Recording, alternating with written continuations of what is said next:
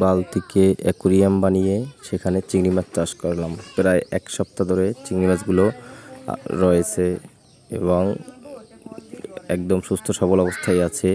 বেশ কিছু চিংড়ি খোলস পাল্টেছে এবং কিছু কিছু চিংড়ির ডিম রয়েছে, দেখব সেগুলো ডিম ছাড়তেছে কিনা। চিংড়ি মাছকে খাবার হিসেবে শুকনো কলা পাতা, কাঁঠাল পাতা এবং ডিমের কুসুম দেওয়া হয়।